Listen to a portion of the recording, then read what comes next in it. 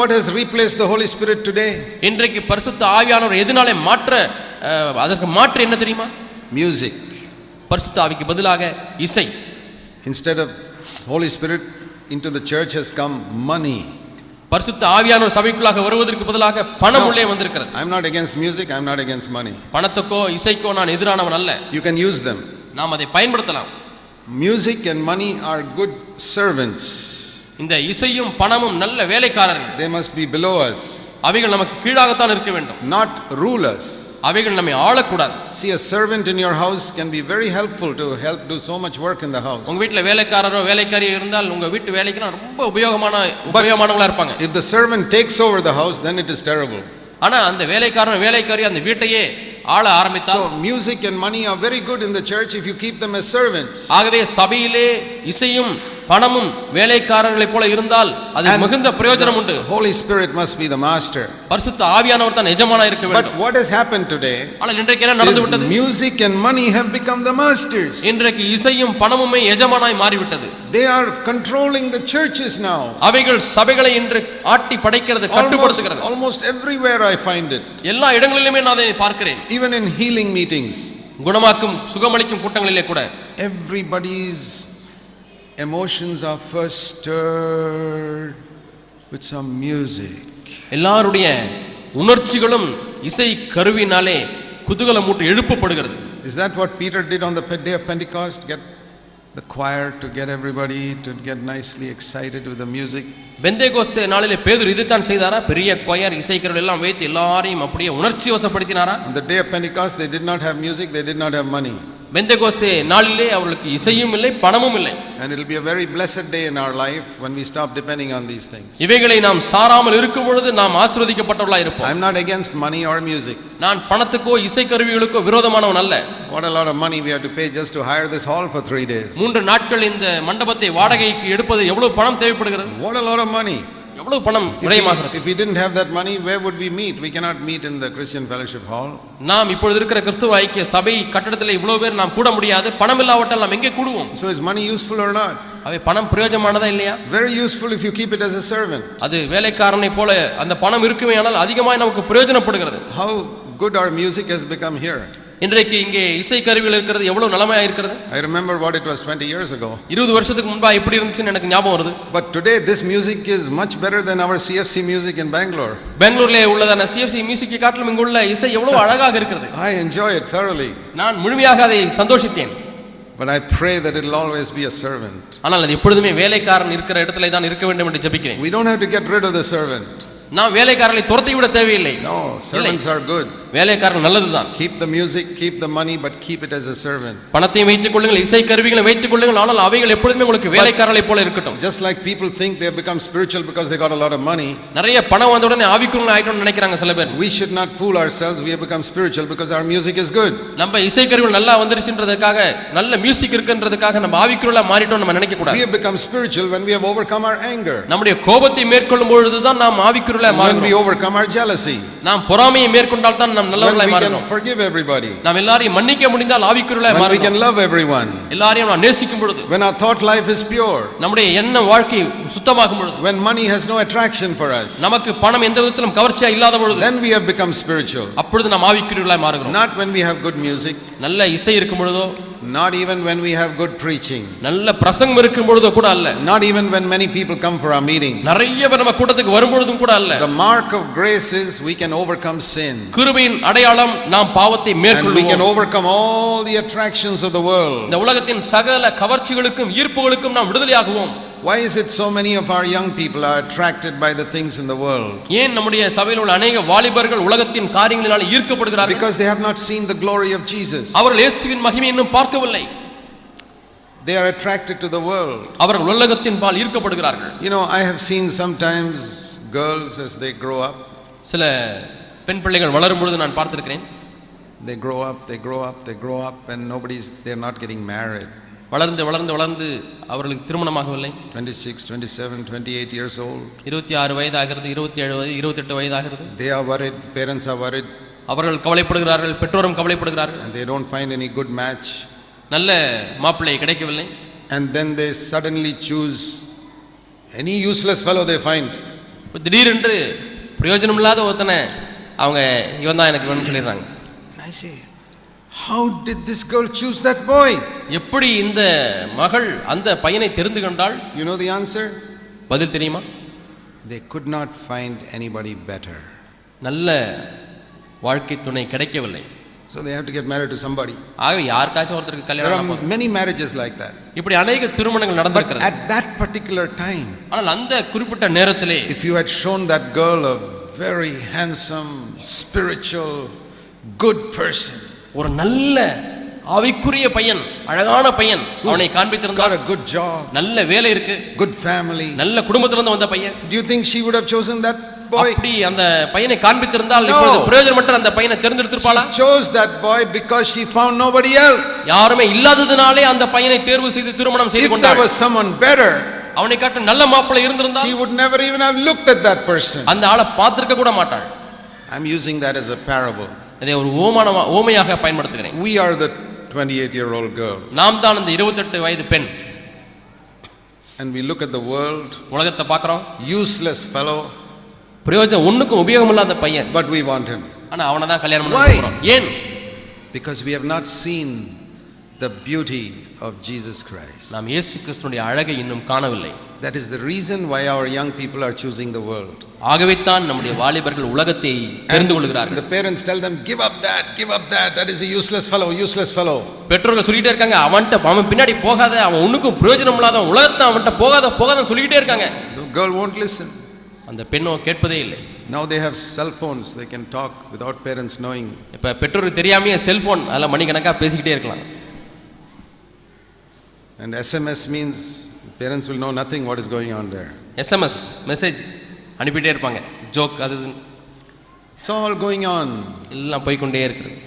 But if this girl would one day see this beautiful man, ஆனால் இந்த அருமையான அழகான இந்த மனிதனை அந்த பெண் பார்த்து விட்டால், Jesus Christ, இயேசு கிறிஸ்து, she would have no more interest in that man.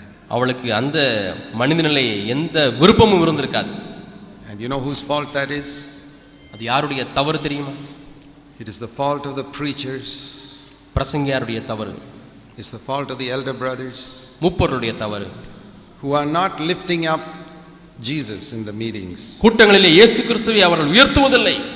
They are lifting up the law, பிரமாணத்தை உயர்த்துகிறார்கள். the outside of the cup. பாத்திரத்தின் வெளிப்புறத்தை உயர்த்துகிறார்கள். You are not doing this. நீ இதை செய்யறதில்ல. You got television in your home. உங்க வீட்டில் TV வாங்கியிருக்கீங்க, You are wearing an ornament. திருமணத்துக்கு நகை போடுறீங்க, You are doing so many things. நிறைய காரியத்தை செய்றீங்க. Instead of lifting up Jesus, இயேசுவை உயர்த்துவதற்கு பதிலாக make all these rules. And what is the condition of our young people? இந்த சட்டத்திட்டங்கள் எல்லாம் நீங்கள் பயன்படுத்துகிறீர்கள். இப்பொழுது நம்முடைய வாலிபருடைய நிலை என்ன? We're not devoted to Jesus Christ. அவர்கள் இயேசுவுக்காக அர்ப்பணிக்கப்பட்டவர்களா இல்லை. Who do you think God likes more? தேவனுக்கு யாரை ரொம்ப பிடிக்கும்னு நினைக்கிறீங்க? A girl who wears lipstick, who loves Jesus with all her heart, உதட்டு சாயம் பூசி முழு இதயத்தோடு கூட ஆண்டவரை நேசிக்கிற பெண் தேவனுக்கு பிரியமா? or a girl who doesn't wear lipstick but who is half-hearted, worldly and gossips? Lipstick போடுறதில்ல, ஆனா அரைகுறை கிறிஸ்தவளா இருந்து புறங்கூறி கொண்டிருக்கிற ஒரு மகள் தேவனுக்கு பிடிக்குமா? I'm not telling you to wear lipstick. அவ எல்லாரும் லிப்ஸ்டிக் இன்றிலிருந்து போடுங்கள் என்று நான் சொல்லவில்லை. If I had a daughter, I would tell her, don't use that, all that. எனக்கு ஒரு மகள் இருந்தால் நான் சொல்லுவேன், அதெல்லாம் நீ தயவு செய்து பயன்படுத்தாதே. I would say be simple, don't wear ornaments, don't wear lipstick and all these things. எளிமையாக நீ வாழ கற்றுக்கொள், நகை அணிய வேண்டாம், நீ But அடக்கமாயிரு என்று சொல்லுவேன். that is my standard. அதுதான் என்னுடைய தரம். But I would say to my daughter, much more important than all that is love Jesus. ஆனால் என்னுடைய மகளுக்கு அதை காட்டிலும் அதிகமான முக்கியமான காரியம் என்னவென்றால் இயேசுவை நீ நேசி என்று சொல்லுவேன். I won't mind if you wear ornaments or lipstick, do it, but love Jesus. That's the most important நீ thing. இவைகள் எல்லாம் அணிந்திருந்தால் கூட பரவாயில்லை, ஆனால் இயேசு கிறிஸ்துவை நீ நேசிக்கிறாயா, அதான் முக்கியம் என்று சொல்லுவேன். These external things, you don't have to follow my standard. I have one standard, you may have another. இந்த வெளிப்பிரகாரமான காரியங்களிலே என்னுடைய தரம் ஒரு விதமாக இருக்கிறது, உங்களுடைய தரம் வேறு மாதிரி இருக்கிறது. அதில் என்னை பின்பற்ற வேண்டாம். Inside, you must love Jesus like I love Jesus. That's the important உள்ளே thing. நான் இயேசுவை நேசிக்கிறது போல நீங்களும் நேசிக்க வேண்டும், அதுதான் முக்கியம். You know, sometimes we can make so many rules. சில சமயத்தில் For நாம் other நிறைய people. சட்டங்களை உண்டாக்கி கொள்ளலாம். For example, nowadays many older women put black on their white hair. இப்பொழுது நிறைய சகோதரிகள் கொஞ்சம் வயசானோடனே 2-3 நரைச்ச முடி தெரிய ஆரம்பிச்சோடனே கொஞ்சம் டை போட்டுக்கிறாங்க. They like to look young. ஏனென்றால் அவர்கள் எப்பொழுதும் இளம் ஸ்திரீகளாகவே காட்சியளிக்க விரும்புகிறார்கள். Is it right or wrong? தவறா சரியா? It's not my business. I am always interested in the heart. அது ஏன் வேலை கிடையாது. எனக்கு விருப்பமெல்லாம் இருதயம் எப்படி இருக்கு. I say make sure your heart is white. I don't care what the color of your hair is. தலை கருப்போ வெள்ளை அதை பத்தி கவலைப்பட வேண்டாம். இருதயம் வெள்ளையாக இருக்கிறதா தீமையாக இருக்கிறதா? But the problem is பிரச்சனை என்னவென்றால் that some women they say to put color on your hair is okay but don't put color on your lips. That is hypocrisy. சில பெண்கள் சொல்கிறார்கள் முடியில டை அடிச்சா பரவாயில்ல உதட்டுல டை அடிக்க கூடாது என்று சொல்கிறார்கள். அது மாய்மாலம். That is like the Pharisees. If you put paint here it is okay but you put paint here it is wrong. அது பரிசேயர்களை போல இங்க பெயிண்ட் அடிச்சா தவறு இல்ல சரி, இங்க பெயிண்ட் அடிச்சா This is all hypocrisy. இவைகளெல்லாம் மாய்மாலம். Like the Pharisees said, you can't do this, you can't do that. பரிசேயர்கள் சொன்னது போல இதை செய்ய கூடாது அதை செய்ய கூடாது. I am the happiest person because I give people freedom to do whatever you like. நீங்க என்ன வேண்டுமானாலும் செய்து கொள்ளுங்கள் என்று நான் ஜனங்களுக்கு சுதந்திரம் கொடுக்கிறபடினாலே நான் சந்தோஷமான மனிதனாக இருக்கிறேன். On the outside. வெளிப்பிரகாரமாக. But I say in the inside I don't give freedom. ஆனால் உள்ளே நான் யாருக்கும் சுதந்திரம் கொடுப்பதில்லை. No, you must not hate anybody inside. நீ உள்ளே யாரையும் வெறுக்க கூடாது. You must not be jealous of anybody. யார் மீதும் பொறாமைப்பட கூடாது. You must forgive everyone. நீ எல்லாரையும் மன்னிக்க வேண்டும். You must love everyone. எல்லாரையும் நேசிக்க வேண்டும். You must வேண்டும். always humble yourself. எப்பவுமே உன்னை தாழ்த்த வேண்டும். You must be pure in your thoughts. உன்னுடைய சிந்தையிலே பரிசுத்தமாக இருக்க வேண்டும்.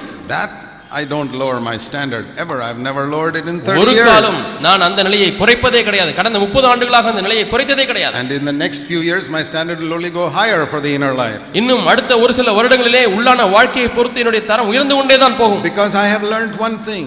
என்றால் நான் ஒரு காரியத்தை கற்றுக்கொண்டேன். Man looks on the outward appearance, God looks at the heart. மனிதன் புறமான தோற்றத்தை பார்க்கிறான், தேவனோ இருதயத்தை பார்க்கிறார். Babies live under the law. சிறு குழந்தைகள் பிரமாணத்துக்கு கீழாக வாழ்கிறார்கள். They need an ayah. அவர்களுக்கு ஒரு ஆயா தேவை. The ayah is all these rules. அந்த ஆயா யார் என்றால் இந்த சட்டதிட்டங்கள். You can put color on the hair but no color on the lips. தலையில வேணுமானாலும் கலர் அடித்துக் கொள்ளலாம், ஆனால் உதட்டிலே கலர் அடிக்க கூடாது. You can have internet but you can't have television. Internet வேண்டுமானால் வைத்துக் கொள்ளலாம், ஆனால் டிவி வைக்க கூடாது. Internet is worse than television in case you did not know. டிவியை காட்டிலும் இன்டர்நெட் ரொம்ப மோசமானது. ஏனால் It's all hypocrisy. இதெல்லாம் மாய்மாலம். Fellow will have a computer but internet connection but no television. ஒரு வீட்ல கம்ப்யூட்டர் இருக்கு, இன்டர்நெட் கனெக்ஷன் இருக்கு, ஆனா டிவி கிடையாது. He doesn't know that his children are seeing worse things on the internet than they can ever see on the television. டிவியில காணக்கூடாத மிக மோசமான காரியங்களை இன்டர்நெட்ல பார்க்கலாம் என்பது அவர்களுக்கு தெரியாது. This is all hypocrisy. இவைகளெல்லாம் மாய்மாலம். This is all people who live with ayahs that make rules, don't do this, don't do that. ஆயாவை வைத்துக்கொண்டு வாழக்கூடிய வாழ்க்கை, இதை செய் இதை செய்யாத, அது தப்பு இது சரின்னு. Paul said to the Colossians. கொலோசியருக்கு Pavul சொல்கிறார். Colossians chapter 2. கொலோசியர் 2ஆம் அதிகாரம். Verse 20 and 21. 20-21 வசனங்கள். And 22 and 23. 22-23 வசனங்கள். It's a very important passage and I want you to read it very carefully. இது மிகவும் கவனமாய் வாசியுங்கள், முக்கியமான பகுதி. If you have died with Christ to the elementary principles of the world, why do you, as if you are living in the world, submit to all these rules which says don't handle this, don't taste that, don't touch this? நீங்கள் கிறிஸ்துவுடனே கூட உலகத்தின் வழிபாடுகளுக்கு மரித்ததுண்டானால் இன்னும் உலக வழக்கத்தின்படி பிழைக்கிறவர்கள் போல மனுஷருடைய கற்பனைகளின்படியும் போதனைகளின்படியும் நடந்து தொடாதே, ருசி பாராதே, தீண்டாதே என்கிற கட்டளைகளுக்கு உட்படுவது என்ன? The commandments of men, it says. இவைகளெல்லாம் அனுபவிக்கிறதுனால அழிந்து போகும். This is all commandments of men. இவைகளெல்லாம் மனுஷருடைய கற்பனைகள். They are not the commandments of God. அவைகள் தேவனுடைய கற்பனைகள் அல்ல. Don't touch this, don't do that. இதை தொடாதே, இதை செய்யாதே. But he says, ஆனால் அவர் சொல்கிறார், these things have an appearance of holiness. இவைகள் பரிசுத்தம் போல ஒரு காட்சி தோற்றத்தை பெற்று appearance of wisdom. ஞானத்தை போல காட்சி அளிக்கிறது, பேர் கொண்டிருக்கிறது. What it says, in the English it says this is self made religion. ஆங்கில வேதாகமத்திலே இது சுய மதம், சுயத்தினாலே செய்யப்பட்ட மதம் என்று சொல்கிறது. Religion that a man makes. மனிதனாகவே ஏற்படுத்திக் கொண்ட ஒரு மதம். A human version of Christianity. கிறிஸ்தவம் மனுஷிகமான ஒரு கிறிஸ்தவம் ஆராதனை. But it can never overcome the fleshly indulgence in the body. ஆனால் அது ஒரு காலம் மாம்சத்திலே இருக்கக்கூடிய இச்சைகளை மேற்கொள்ளாது. You think these people who don't have television in the home don't have any lusting in their minds? TV வீட்ல இல்லன்னா அவங்க சிந்தையில இச்சை இல்லன்னு நினைக்கிறீங்களா? I wish it were so easy. அவ்வளவு ஈஸியா இருந்தா நல்லா இருக்கும்னு நினைக்கிறேன். I am not telling you all to get television, that's not my point. எல்லாரும் போய் டிவி வாங்குங்க நான் சொல்லல, அது என்னுடைய காரியம் அல்ல. My point is don't judge other people. என்னுடைய காரியம் என்னவென்றால் மற்றவர்களை நியாயந்தீர்க்க வேண்டாம். And concentrate on the inner life. உள்ளான வாழ்க்கையிலே நீங்கள் கவனம் செலுத்துங்கள். And if you keep the inner life pure, உள்ளான வாழ்க்கையை நீங்கள் பரிசுத்தமாய் காத்துக்கொண்டால் There may be many things we don't do on the outside, வெளிப்பிரகாரமாக நிறைய காரியத்தை நம்ம செய்றோம், செய்யாம இருக்கோம். but we won't make rules for other people. ஆனா மற்றவங்களுக்கு நம்ம பிரமாணத்தை உண்டு பண்ணக்கூடாது. Dear brothers and sisters, அருமையான சகோதர சகோதரிகளே, let's grow up. நாம் வளருவோம்.